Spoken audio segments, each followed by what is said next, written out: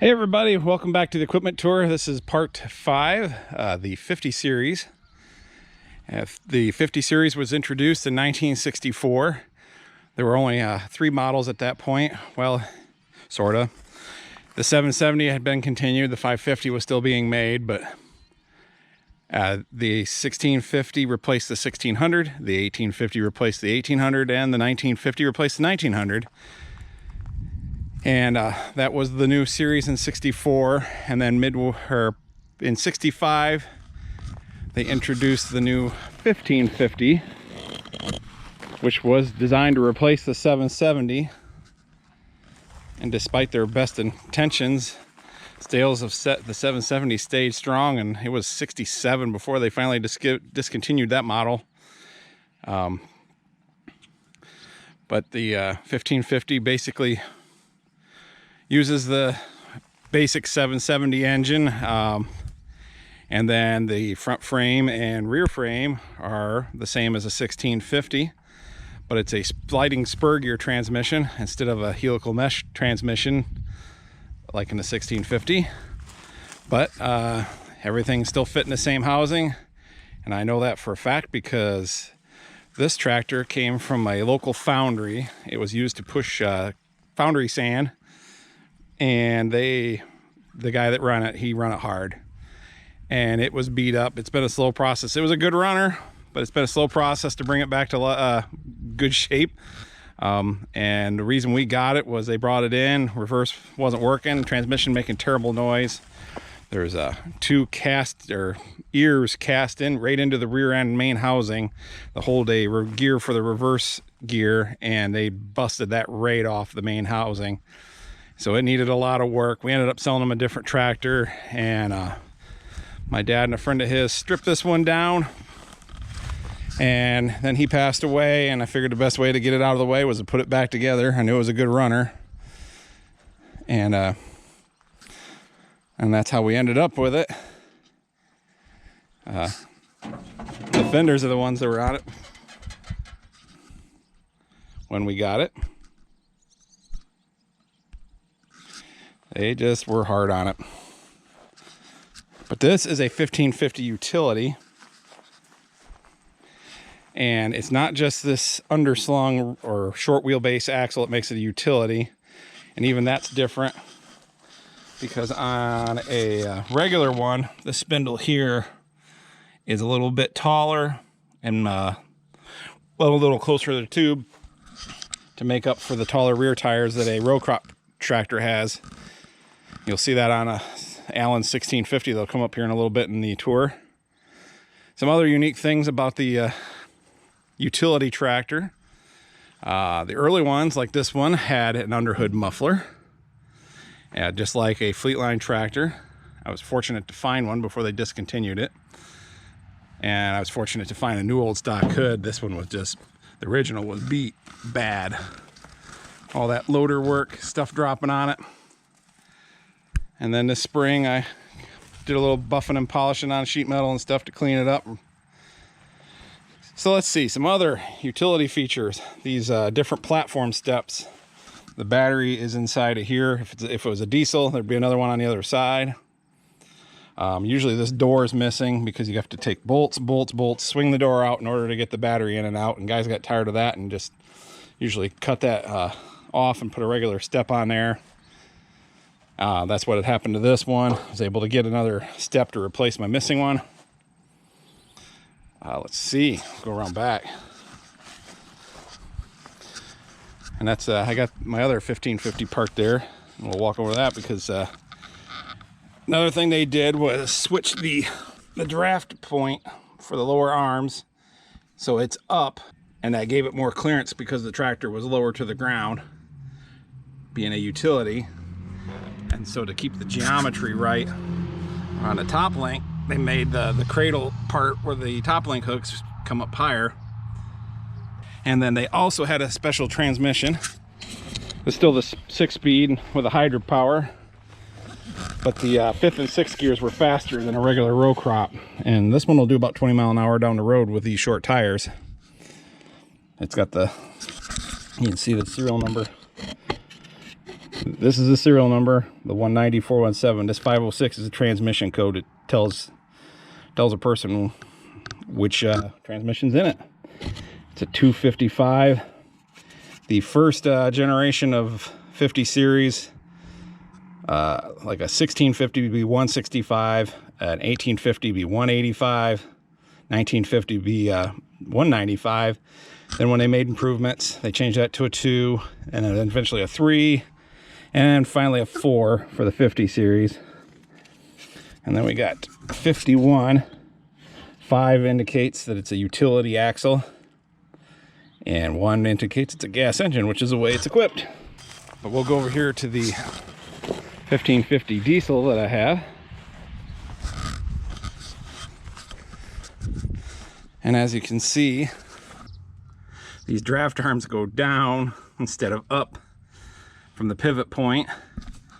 And then where the top link hooks on here does not come up nearly as high as it did on that utility. So there's more to a utility than just which axle's under the front. You'll see this has got the damage here. That was a bit of a comment. If a guy didn't have this top link hooked up well in its storage position and it come unhooked, hit a bounce or something, this pin would come down, knock that cast cover and pop a hole right in it. That seems to be a pretty common thing. Early 50 series tractors, the light panel here in the fender was still green. It's about mid 65 when they switched them to white. See, this has got the 504 transmission, 169. So this was somewhere right around. I haven't looked this one up, but that should be around a 67. And it's also a 255 22, so it's diesel with a wide front, which it is. This one was just down the road, been sitting in the barn, hadn't been used in a while, and so guy wanted to sell it, and I bought it. It's a good runner. It needed a lot of just little odds and ends to get it to this point. None of the gauges worked, and some fuel leaks and just filthy. Power washed it, and really honestly needs another power washing again, but you know, overall it runs pretty good. I've got videos on here of it. The crazy thing was the PTO unit had no clutch in it. I would say what happened was the splines wore out up at the engine where the shaft goes up, and they to get more new splines in there, they just cut the PTO clutch off the back and put a new snap ring groove in the shaft and moved it forward. Cut the front end off this shaft, or the shaft, and then moved it forward about an inch, and they got splines again. But they had to give up their PTO to do it. So that was one of the things I had to do, would fix that. It's still got a lot of farmer fixes on it, but like I say, it works. This is my good friend Alan's 1650. His tractor lives here, and I want to point out a couple things about it. It has the direct injected engine. Early 1650s had the Lenova style head, and then in 67 they came out with the direct injected 283, and this one has hydropower. In 68 you could get over and under. You could still get hydropower as far as that goes. This one has what Oliver called the adjustable short wheelbase front axle. A lot of people call it a utility axle, but or an underslung, but it's still a row crop axle, but it's just a shorter wheelbase. Helped improve with turning radius. This tractor hasn't done too much lately because the clutch was slipping on it, and we're planning on getting it in soon to do the clutch on it, and it sounds like we might just go through the engine while we've got it in there and get her running good for Alan. So I'm sure there'll be videos on that when it happens.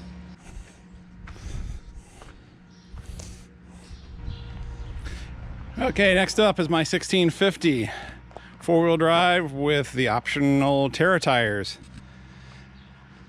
This one is a early 67. It seems like I'd remember these things. 184. But Anyways, it's a factory four-wheel drive, and these tires are factory. And it was owned by a onion and turf. I think they also grew some potatoes. Farmer on the other side of the county. And when we bought it, Dad bought it, it only had regular ag tires on it. I've kind of got the whole breakdown or the backstory on it in another video. I'll put a link up here for it. But used it here on the farm mostly for scraping driveways in the winter. A gas four-wheel drive tractor like this was pretty darn handy for that. And then when I found out it was a Terra tire, I decided to restore it. And trying to think if it was 2015, I think when I got 2016 when I got this one done, somewhere in there. But I went through the engine, hydropower, front axle, put a new hydraulic pump in it. Just wasn't much it didn't get done to it. I painted it, mounted tires.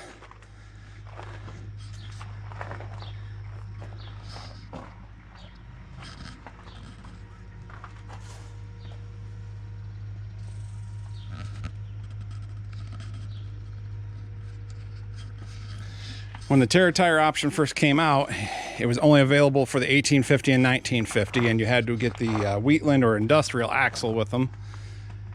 And then a couple years later, they decided to offer it to the rest of the fleet, essentially. 1650 on up. The 1550 was never offered with front wheel assist or four-wheel drive.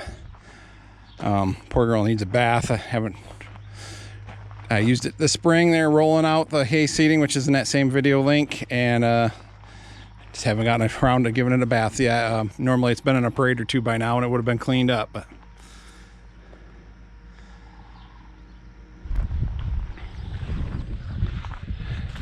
next up is our 1750.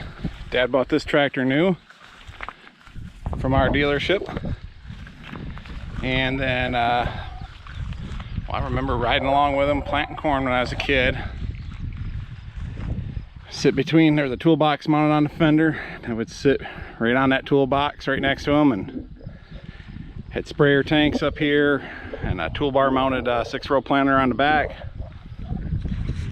And then he sold this and got a white 2105. And then eventually that customer, he put the loader on it and the roll bar and canopy, and eventually decided that was a larger tractor than what he needed, and traded this back in on a small white tractor and a compact tractor, and so we put this right back out on the farm. 1750 wasn't introduced until 1966. Unlike the other 50 series, they kept adding to the line as the things went along. And I guess if you're lucky, but there are 1750 saw the introduction of the direct injected 310 engine, but there are a few of them wandering around out there. Oliver had some 1800Cs that hadn't sold that were still at the factory, and so they brought them back in and reworked them to upgrade them to be 1750s, but they didn't change the engines on them. They didn't change the engine to a direct injection like this one, where the injectors come in from above. They left the 1800 C310 in there with the Lenova style head, where the injectors come in the side right under the manifolds. I've only seen a couple of them in my time, but they're out there, and there's always that chance someone just swapped engines too. But there is documentation from Oliver to show that they did do that. Now, this 1750 is pretty much a bale moving machine. It's been in a couple other videos. Doesn't get a whole lot of use each year, but it does get used. This is my 1850. It is in the slow process of getting restored. It was making good time, then kind of seemed to get on the back burner. And thought I was going to finish it up this last winter, and the 2155 project happened. That kind of took precedence. This is an 1850 diesel, so it's got the 354 Perkins. And the plan on this is I'm going to make it a clone or tribute tractor.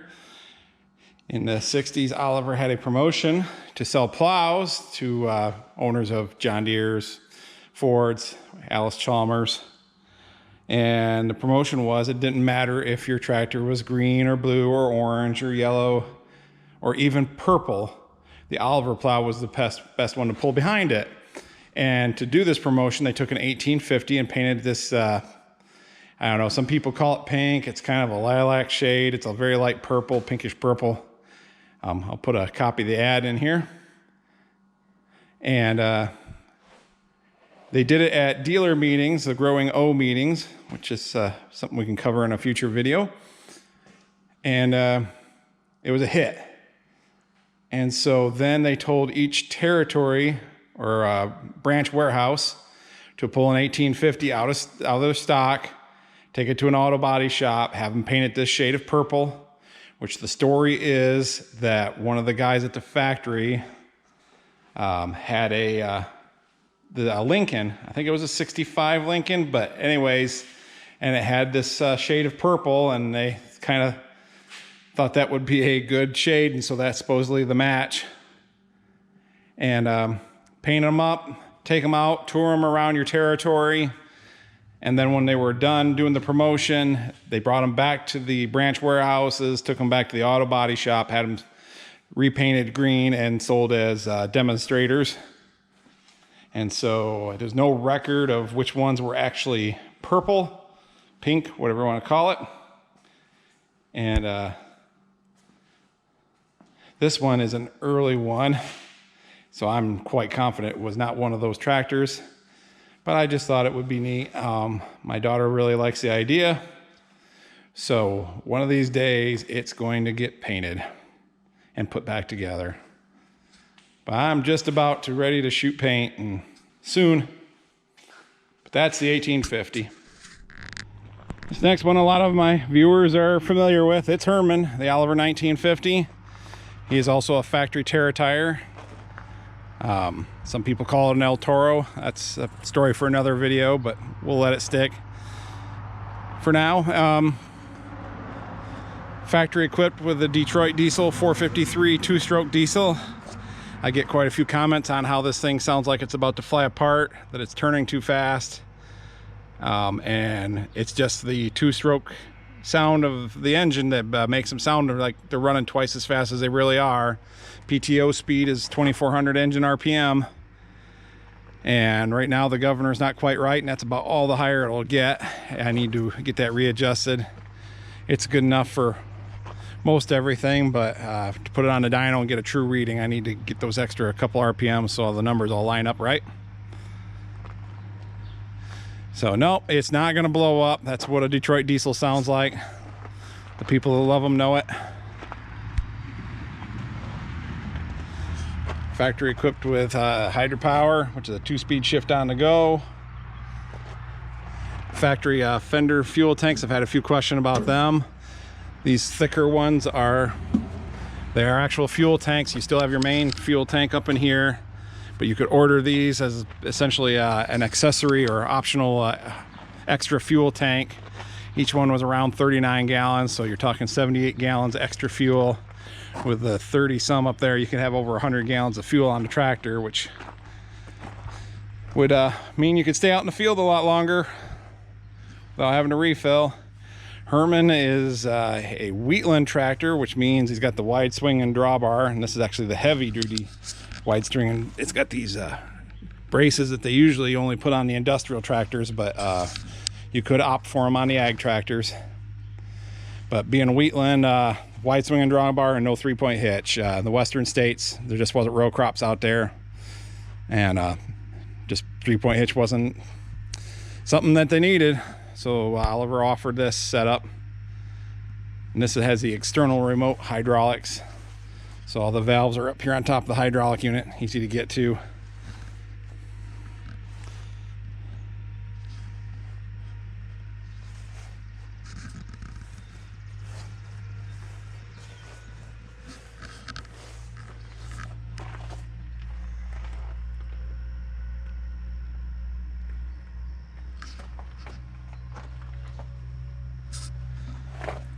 course, the engine leaks some. The saying is with a Detroit diesel, if it isn't leaking oil, it's out of oil. I've seen some that are dry, and this one doesn't do too bad, but it's kind of the nature of the beast.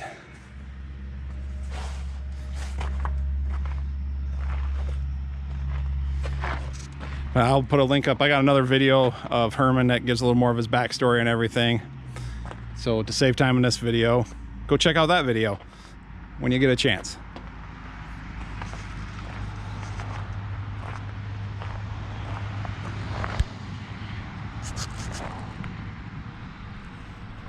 If I had a full set of 50 series tractors, the next one up would be the 1950T, but I do not have one of those, at least not yet. So the next one up is the 2050.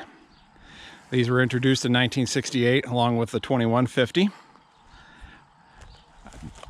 A new step up in horsepower for Oliver. The engine was the 478 Hercules. Pretty much the same engine like you see in my white 2155. And now the way that 2155 starts, I'm tempted to rebuild this one, although there's nothing wrong with it. I'm not the type to fix things that ain't broke, but boy. So anyways, this one is non-turbocharged. The 2050s ran a 13-inch clutch, 2150s ran a 14-inch clutch. There were several tire combinations. 2050 in four-wheel drive had regular axles for regular rear equipment, or that was the only way you could get them with four-wheel drive.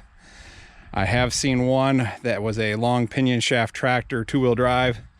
Two-wheel drive had outboard planetaries out here instead of the U-bolts and adjustable axle.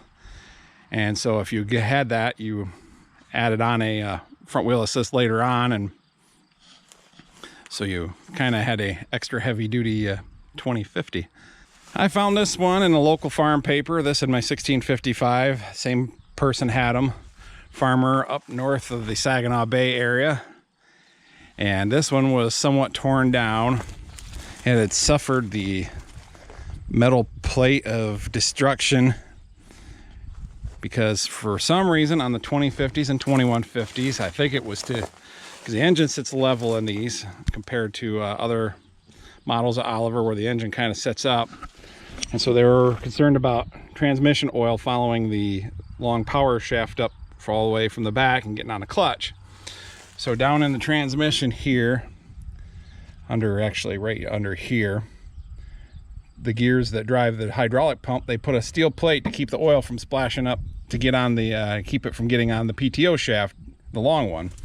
Well, that had the side effect of also keeping lube from getting to the bearings. And there's the gear the long shaft goes through, a middle gear that's much bigger, and then it has a shaft that goes through it, and it runs in some needle bearings that are mounted inside the actual rear frame, and then that drives the gear right here, the gear for the hydraulic pump.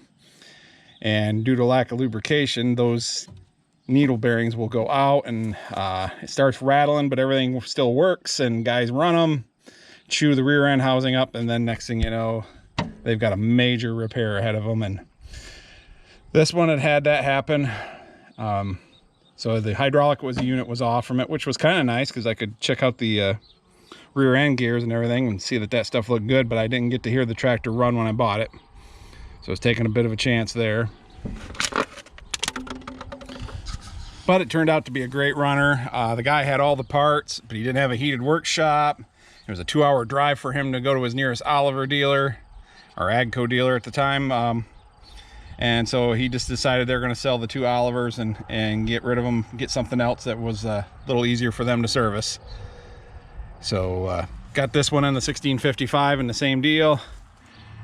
Brought it home, put it back together, and been a good runner ever since. I use this one on my dryer setup. I run a generator with it. That's what this box here is a set of Murphy gauges to shut it down if the oil pressure gets low or the water temperature gets high. So if you're ever in the rear end of one of these, take that metal plate out. That's what I did on this one while I had it apart. I actually added an extra lube line to go up and lubricate the front needle bearing. I had to mount it in a slightly different position because of the casting being chewed up. But I made it work, and it's actually quieter now than any of them I've heard before, so seems to be working. To the best of my knowledge, if you had 3-point hitch, they all came with the category 2-3 hitch with external lift cylinders, or they called it the 6,000 pound lift hitch. And there's no cylinder inside the unit like there is with the lighter units. All the lifting's done by these two external cylinders. I tried sealing those, but I should have either gotten these re-chromed or just replaced them, because the seals just can't seal against that rough surface. Oh, and there's a video of this on a dyno. Videos of this running the generator. Put some links up there. Originally was shipped to Fostoria, Ohio. Of course, like I said, I found it here in Michigan. And I gotta say, I like the sound of that Hercules without the turbocharger. It just has a nice deep roar to it. So let's hop on and maybe we can hear it a little. Put